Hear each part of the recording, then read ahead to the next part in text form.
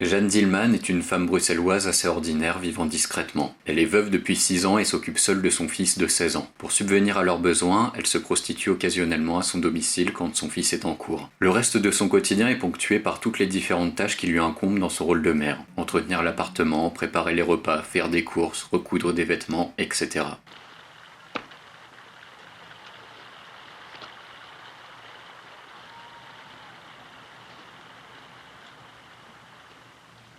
Et voici maintenant la bagatelle pour piano numéro 27, opus 126 en la mineur de Ludwig van Beethoven, la lettre à Élise, interprétée par Suzanne Duchesne.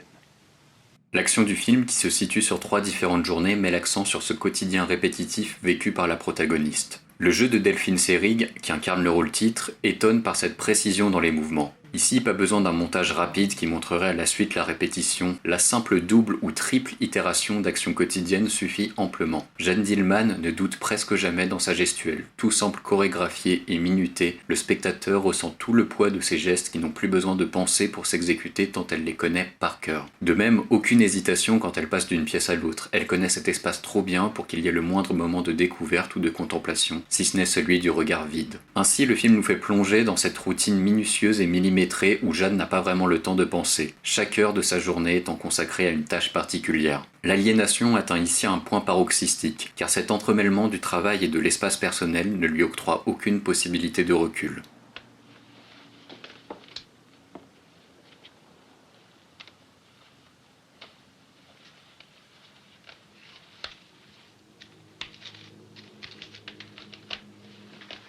Julie.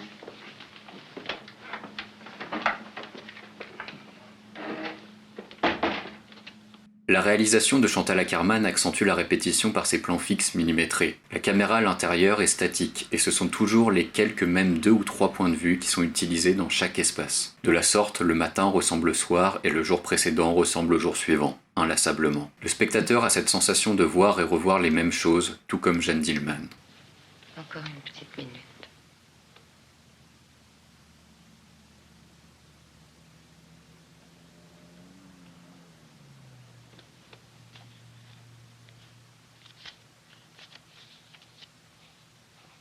J'aurais pu en faire de la purée, mais on en mange demain.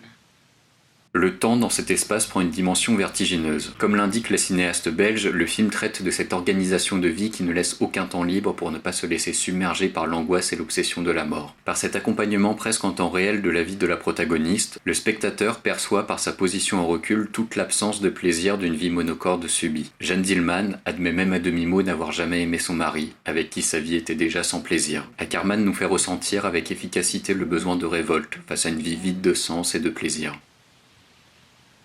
Et s'il était laid, tu avais envie de faire l'amour avec lui? Les balais, tu sais, ça n'avait aucune importance, ça ne faisait rien. Et tu sais faire l'amour, comme tu dis, c'était un détail. Et puis je t'avais. Et puis il n'était pas si laid que ça. Et tu aurais eu envie de te remarier? Non, je m'aurais habitué à quelqu'un d'autre. Avec quelqu'un que tu aimes.